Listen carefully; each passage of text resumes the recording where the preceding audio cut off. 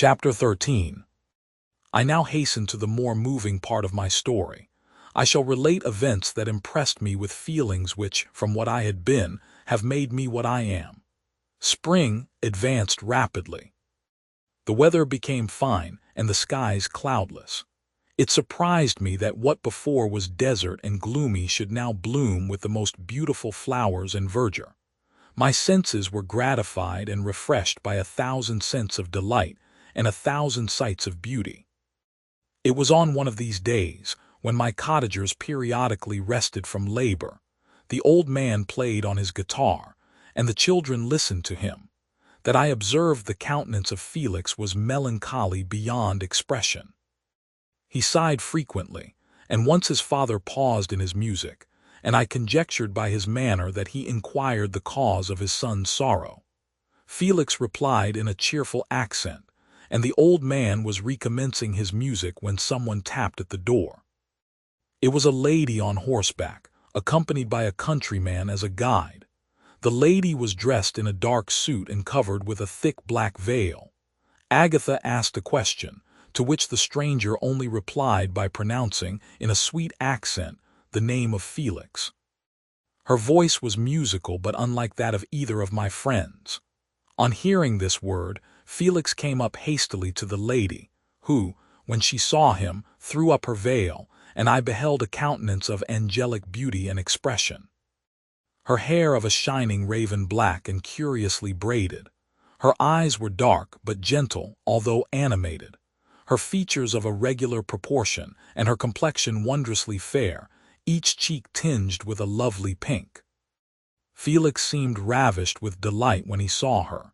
Every trait of sorrow vanished from his face, and it instantly expressed a degree of ecstatic joy, of which I could hardly have believed it capable. His eyes sparkled as his cheek flushed with pleasure, and at that moment I thought him as beautiful as the stranger. She appeared affected by different feelings.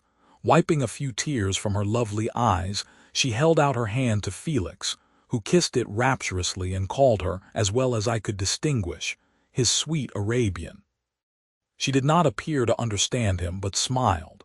He assisted her to dismount, and dismissing her guide, conducted her into the cottage. Some conversation took place between him and his father, and the young stranger knelt at the old man's feet and would have kissed his hand, but he raised her and embraced her affectionately. I soon perceived that, although the stranger uttered articulate sounds, and appeared to have a language of her own, she was neither understood by nor herself understood the cottagers. They made many signs which I did not comprehend, but I saw that her presence diffused gladness through the cottage, dispelling their sorrow as the sun dissipates the morning mists. Felix seemed peculiarly happy, and with smiles of delight welcomed his Arabian.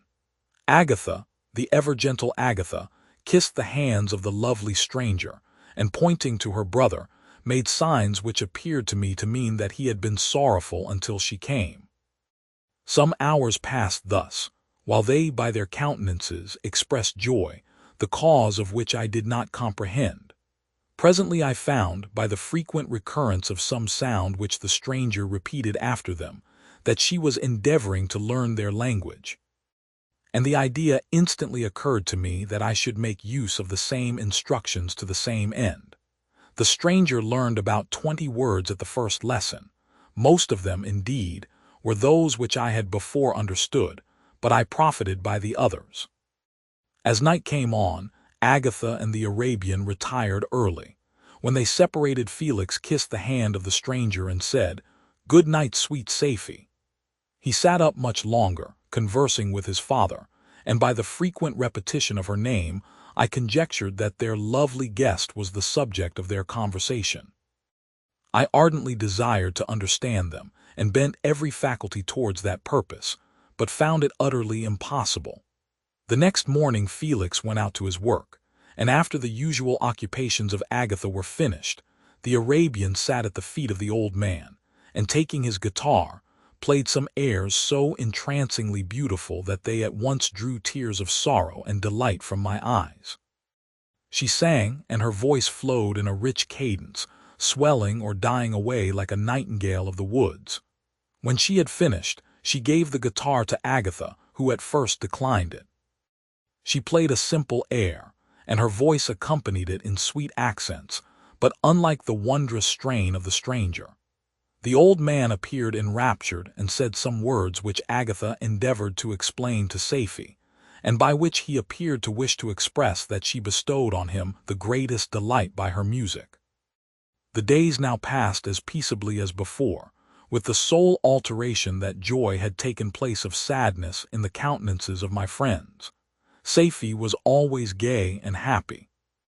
She and I improved rapidly in the knowledge of language, so that in 2 months I began to comprehend most of the words uttered by my protectors. In the meanwhile also the black ground was covered with herbage, and the green banks interspersed with innumerable flowers, sweet to the scent and the eyes, stars of pale radiance among the moonlight woods.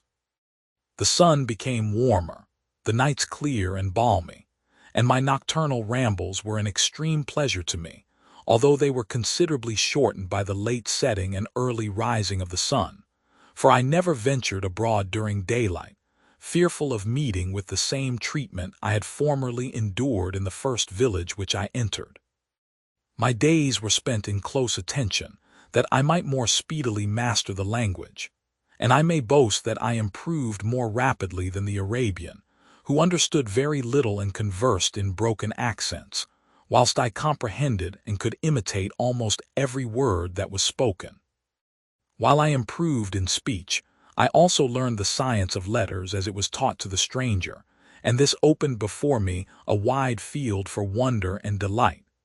The book from which Felix instructed Safie was Volney's Ruins of Empires. I should not have understood the purport of this book had not Felix, in reading it, given very minute explanations. He had chosen this work, he said, because the declamatory style was framed in imitation of the Eastern authors. Through this work I obtained a cursory knowledge of history, and a view of the several empires at present existing in the world. It gave me an insight into the manners, governments, and religions of the different nations of the earth. I heard of the slothful Asiatics, of the stupendous genius and mental activity of the Grecians, of the wars and wonderful virtue of the early Romans, of their subsequent degenerating, of the decline of that mighty empire, of chivalry, Christianity, and kings. I heard of the discovery of the American hemisphere, and wept with Safie over the hapless fate of its original inhabitants. These wonderful narrations inspired me with strange feelings. Was man, indeed, at once so powerful, so virtuous and magnificent, yet so vicious and base? He appeared at one time a mere scion of the evil principle, and at another as all that can be conceived of noble and godlike. To be a great and virtuous man appeared the highest honor that can befall a sensitive being. To be base and vicious, as many on record have been, appeared the lowest degradation, a condition more abject than that of the blind mole or harmless worm. For a long time I could not conceive how one man could go forth to murder his fellow, or even why there were laws and governments. But when I heard details of vice and bloodshed, my wonder ceased, and I turned away with disgust and loathing. Every conversation of the cottagers now opened new wonders to me. While I listened to the instructions which Felix bestowed upon the Arabian, the strange system of human society was explained to me. I heard of the division of property, of immense wealth and squalid poverty, of rank, descent, and noble blood. The words induced me to turn towards myself. I learned that the possessions most esteemed by your fellow creatures were high and unsullied descent united with riches. A man might be respected with only one of these advantages, but without either he was considered, except in very rare instances, as a vagabond and a slave, doomed to waste his powers for the profits of the chosen few. And what was I? Of my creation and creator I was absolutely ignorant, but I knew that I possessed no money, no friends, no kind of property. I was, besides, endued with a figure hideously deformed and loathsome. I was not even of the same nature as man. I was more agile than they and could subsist upon coarser diet. I bore the extremes of heat and cold with less injury to my frame. My stature far exceeded theirs. When I looked around I saw and heard of none like me. Was I, then, a monster, a blot upon the earth, from which all men fled and whom all men disowned? I cannot describe to you the agony that these reflections inflicted upon me. I tried to dispel them, but sorrow only increased with knowledge. Oh, that I had forever remained in my native wood, nor known nor felt beyond the sensations of hunger, thirst, and heat. Of what a strange nature is knowledge! It clings to the mind when it has once seized on it like a lichen on the rock. I wished sometimes to shake off all thought and feeling, but I learned that there was but one means to overcome the sensation of pain, and that was death, a state which I feared yet did not understand.